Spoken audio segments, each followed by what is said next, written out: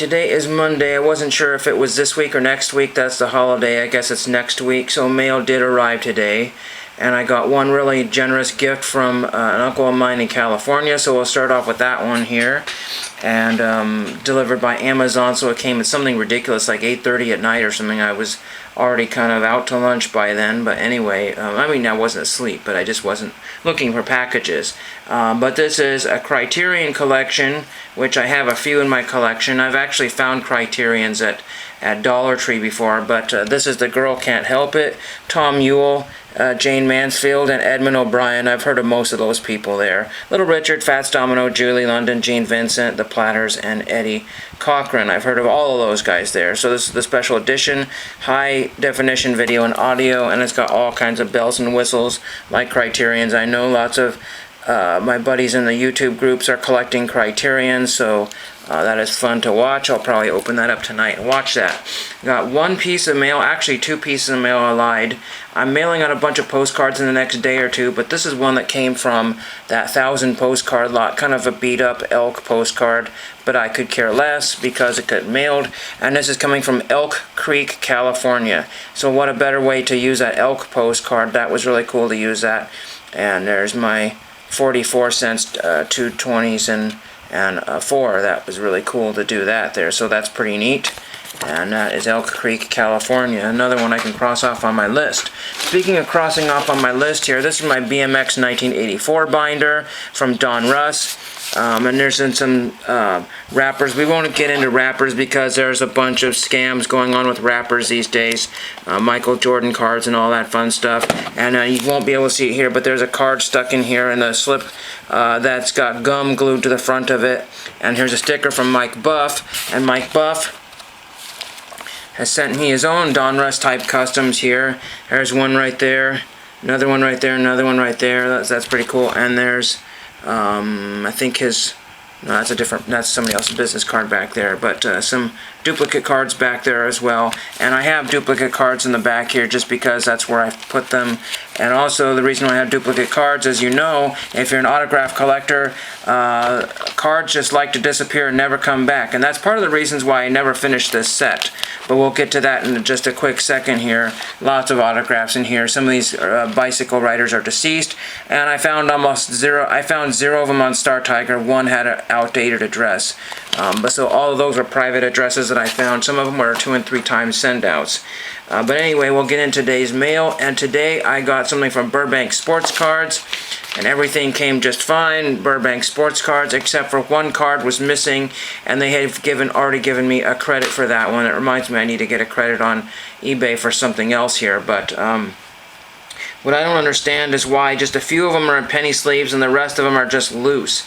And there's no rhyme or reason why they're in penny sleeves or not, because some of the higher value, which I think would be the higher value cards, are not in penny sleeves. But anyway, we'll get to this here. And the first card is 142 Strikeouts Randy Johnson's from the Moments and Milestones set. This is number 147 out of 150. So this is the 142 Strikeouts card. And these cards were dirt cheap. I know somebody's working on the Griffey binder, a binder of Griffey's, and I figured Randy Johnson might be somewhere to start because his cards are only like $1 or $2. And I got the bare minimum for cards, so I got free shipping. If you buy a certain amount of cards. This is the 347 strikeouts for Randy Johnson on the Diamondbacks, number 24 out of 150. And the card numbers are different here because this is number 51 and this is number 55. I don't know how many cards that Randy Johnson has in the set, but there's a ridiculous amount of parallels. But once each one of these is gone, this is number 124 out of 150, they will probably be gone forever. Because they will be in my collection for an awfully long time. Here's 185, 131 out of 150, and this is also card number 51. We have Randy Johnson, 50 strikeouts, 27 out of 150, and this is card number 55. One of the cards that was missing was a Randy Johnson card. I think it was on some others. Never mind, I'm thinking something else. But yeah, one of these cards was missing. It's 82 out of 150, and this is card number 51. This card is very unusual. I think it was $1 something. Maybe, no, actually it was $1.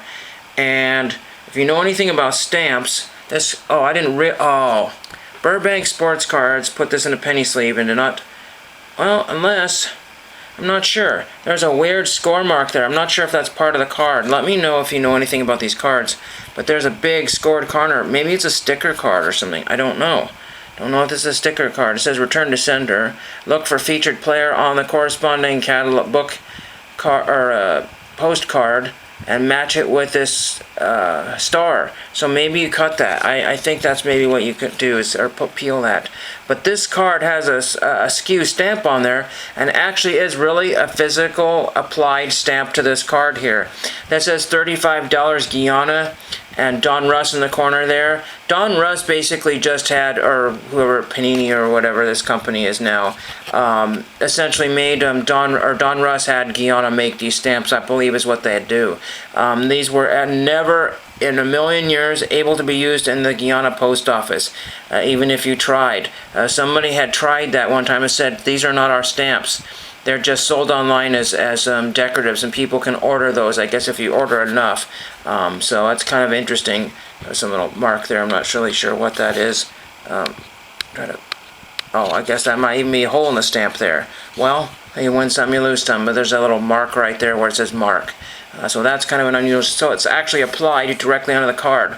And I was noticing some of the stamps are not the same on each one. They're crooked, so this one's applied crooked. But anyway, an unusual stamp. This one I could have got on COMC cheaper. This Kepner, I forget what his first name is. This is Tyler Kepner. He is a New York Times, I think, or he's a baseball writer in New York. And I thought that would be kind of a cool card to get autographed. I could have got this for 50 cents or $1 cheaper. I think this was $2.25 or $2.50. But you know, when you're doing an order and you're saving $5 on shipping, might as well do that. Some of these are for autograph requests. I'm already in, wow, I can't even believe, 7 minutes already. Doug Jennings, infield, Tacoma Tigers. I think he's a good signer. I'm going to be sending off to QV Low. I don't know anything about him, but I have a letter all ready to go out to QV Low. Here's another QV Low right here, Jamestown. Oops. And here's a Scott Scudder from the same set, or same initial set, I guess. This is card number 1157, so that's a big set. Here's another Doug Jennings from Midland. Somebody on COMC wanted like $3 or $4 for this, and I got it for 99 cents. Now we have the Torker for the set here. We have Clint Miller. I think I was missing this card for whatever reason. This is one of the mystery writers, so you can't get that autographed. Here's Monty Gray. And we have Monty Gray again because I thought maybe I could get Monty to sign one of those, but I don't know where Monty Gray is. Then we have Hutch card here, Brian Deem. And the reason why I ordered one of those is because it never came back.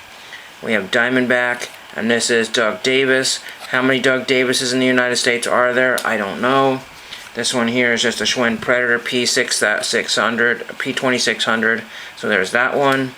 I haven't worked on this set in a long time. This is Paul Woods, Red Wings, and I think he's a pretty good signer, so I might as well send that one out. Then we have Mark Carrion. I think he's a good signer. This is a card that can be a lot of money or not. This is one of the dark back cards or whatever. The cardboard instead of the paperbacks. 1983 Official Minor League Photo Fact card from TCMA. I believe that's what that is. Then we have another QV Low from the 1982 set. There's the back of it, the white paper border. For the Oneonta Yankees. Then we have Paul Runge, or Runge, on the Richmond Braves, I believe that is. Yeah, the Richmond Braves. So I figured that would be a good one to get sent out. Then we have Cookie Rojas. I believe I have some of his other cards. This is one of the mini ones. I still have never been able to get a mini card signed because it doesn't get returned, or somebody gets deceased, or they're not. And then two more cards here. We got a 1972 Darrell Evans in relatively good condition, and he's been signing, I think. So let me know if he's still signing or if he costs anything, or how many cards that you can send up to Darrell Evans. And we got a Charles Comiskey from either 60 or 61. I cannot remember the date on that one, but it's old Fleer, Frank H. Fleer, I believe, and not in the greatest of conditions. But you know what? It was only 99 cents, and I had to have that. I did not realize there was a crease in there. That didn't show up in the sales listing, but oh well. Anyway, a nice deal of cards there. I got about 10 minutes into my video here, Yeah, 10 minutes. I had to look and see. And that is what I have for you. Just let me know anything about the cards if you know anything about them, and thank you for watching.